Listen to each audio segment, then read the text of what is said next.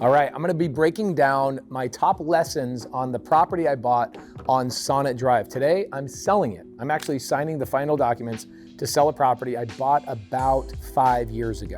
And I want to save you guys a ton of time. I'm gonna give you guys some incredible lessons, questions I get all the time in my DMs about balloons on creative finance deals, and what if the seller wants a balloon? What do you do with that? And 0% interest, and what about retail value, and how much over retail value should I pay? All of those things I'm gonna be breaking down here in about a 10-minute video. Now, I wanna give you guys a couple of resources where I find all of my deals. This is a common question. People will go in the comments and say, Pace, but where did this deal come from? We find most of our deals from dealsauce.io, our on-market deals, our foreclosures, our probates.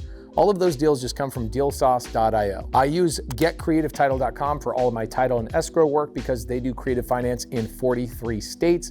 Yes, New Jersey and New York, you're included. In California, you're included too. We have 43 states we do those Subto and seller finance deals in. Now, final thing, if you want to hear me talking to sellers, talking to real estate agents a lot more, go down in the description, Heroes of the Hustle. We have this incredible training that shows you exactly how I make my calls and I break them down afterwards. Cool, let's get into it. So I bought this property a couple of years ago. We've made a couple $100,000 in appreciation on it. We've made some cash flow. It was an Airbnb the entire time. It's in an HOA. So here's another thing I want to point out to you guys. I've been saying since 2022 that Airbnb is dead, and it's going to continue to die because not only is the experience a higher level experience, there's people that are just way better at Airbnb than 90% of the other people. And so the experience is, the bar of experience is being set higher and higher and higher. In fact, Airbnb just dropped 400,000 houses off its platform 2 days ago. Think about that. 400,000 houses just got dropped off its platform. They're like, nah, you guys don't have a good enough experience. Bye, delete. What are you gonna do with that house? Well, I saw that coming in 2022. I started making YouTube videos about it, and a lot of my friends that do Airbnb is like, Pace, stop hating on me. You're hurting my business. Guys, I'm just here to tell people the truth. I want the truth. You can't handle the truth. Shift your focus, okay? We've been getting rid of our Airbnb since 2022, and I am on my last 3. I wanna get out of that business entirely. It's a horrible business model unless you're in the top 1% of Airbnb people. But in 2022, I said Airbnb was gonna die. And one of the biggest reasons is because HOAs were starting to crack down and local legislation was coming in town as well, Scottsdale. But at the time for me, Atlanta was the biggest city that I owned property in that was Airbnbs, and I got rid of everything because Atlanta, I believe in 2022, outlawed Airbnbs. Vegas then outlawed Airbnbs as well, and I don't want to go around skirting the law every freaking chance I get. I already run red lights and I go through stop signs when nobody's looking. I don't need to be doing that with Airbnb, okay? Well, this property was an Airbnb for a long time, and the HOA started cracking down on us last year, and we went as long as we possibly could, and it just got to a point where now the property is valued over $200,000 more than what we originally bought it for. That's including the cash flow, the tax benefits, and the appreciation. We made about $200,000. Now, what did I learn from this property? One, I hate Airbnb, okay? That's one thing I learned, but the biggest thing I learned was the extension clause on balloon. So this seller, her name is June, and June sold me actually 31 houses during a 2-year time frame. I kept buying house after house after house from her, and this was one of the first houses I bought from her. She says to me, Pace, I will sell to you on seller finance at 2% interest. By the way, I got this at 2% interest. I never use my credit. Like literally everybody that's trying to do burst strategy and everybody that's trying to tell you how to go get a bank loan and do all that kind of stuff, guys, they're wasting your time. Every single influencer that's telling you to go get a bank loan and use your credit and do all that stuff is wasting your time. Everybody in the industry just ends up coming to me and going, I took this Burr course and I did this thing and I went and did this and I went and did that and I went and tried to buy mobile home parks and RV parks and I tried to get bank loans and they won't give me financing. No shit, Sherlock, you're brand new. Nobody wants to give you money except for the sellers, which is why you need to learn seller finance, because June never pulled my credit on 31 houses. She never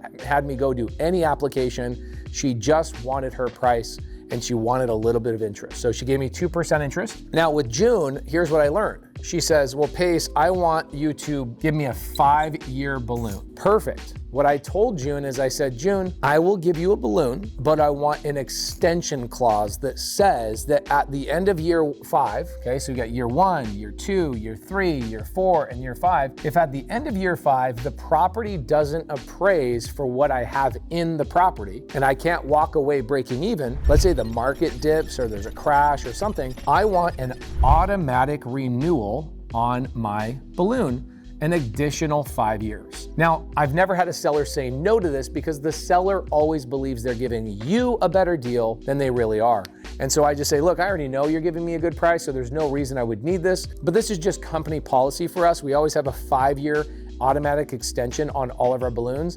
And I really learned that in June's situation, okay? We did that on all 31 houses we bought from her. The second thing I learned was I really wanted all of her houses, okay? So I want people to pay attention to this. There's a guy named, I won't say his last name, but he is an influencer in the mobile home park space, but he talks a lot of crap about me because he says stuff like, well, pays over market value. That is the most inexperienced, ignorant thing I've ever heard from somebody who's a real estate influencer. I bought the property for 2% and no money down. You, my friend, you pay over market that goes and gets 5 and 6 and 7% interest rates by using your credit and putting 30% down. You are overpaying. I am underpaying. 2% interest, no money down. But here's what I did on retail paper. This is where uneducated real estate investors think I overpaid. On my actual contract, pay attention to this. This is interesting. On my actual contract where it says purchase price, my purchase price literally said Zillow price plus $10,000. Now, why did I do that? Why didn't I just name a purchase price? Well, because June was obsessed with Zillow. She kept telling me, well, Pace, every couple of weeks, the price of Zillow goes up $700 or $1,200. And I go, June, whatever the price is on the close of escrow on Zillow, just add $10,000 to it, and then I'll close the property. She's like, you would do that? I go, yeah, let's just close the deal. This is why the property cash flowed. I got 2% interest. I put no money down. And here we are a couple of years later, and I've made $200,000. That is why I would do that. Intelligent investors know how to structure a good deal. So when you hear people out there that are hating on me because they are inept and they don't know what they're doing, and they're going to banks and asking Daddy Bank for a bank loan. Money, please. Oh, no, there's no money.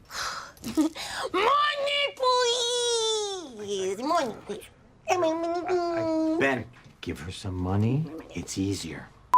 And getting 6.8% interest with a 30% down payment and getting rejected, I'm over here buying 31 houses from the same person at 2% interest, no money down, because I know how to structure a good deal. Now, this property made us money, which is incredible, but now it's time, because Airbnb sucks and this property's in an HOA, we are selling the property and doing a 1031 exchange into a much larger deal. In fact, I'm buying another RV park. Hey, RV park guy that talks crap about me, I'm actually buying mine on Creative Finance. You might want to go check out my 3,700 videos on the channel to learn what Creative Finance is so you can avoid the banks as well. What's cool is I learned really, really well how to get 0% down payments, okay? I would go to the seller, and on this deal, I really worked June hard, and I really practiced and got my chops up, where I would tell June, I go, June, you're already winning. And I use the teeter-totter example with her multiple times. And negotiation's like a teeter-totter. Here we are.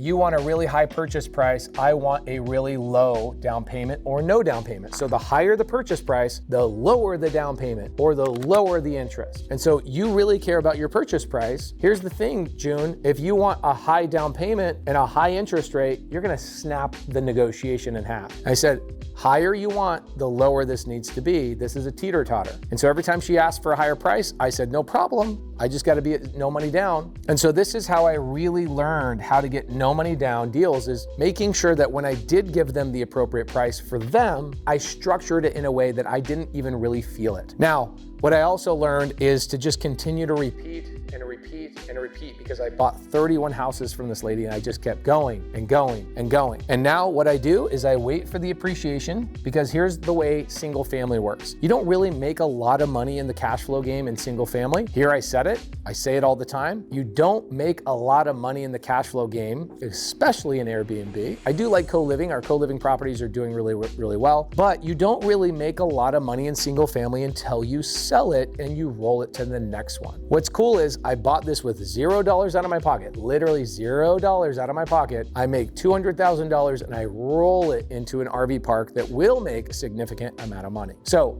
hopefully this was helpful for you. I love real estate so much. I bought this with no money, no credit, no credentials, no W-2, no license. And you know what? No money down. These things happen all the time, and here I am selling the property, getting ready to 1031 it into a much larger one. This is the game of Monopoly. This is the game of real estate, my friends. Hopefully you are enjoying this, and hopefully you took something away from this. If you did, please let me know what you took away down in the description down below, and we'll see you guys in the next video.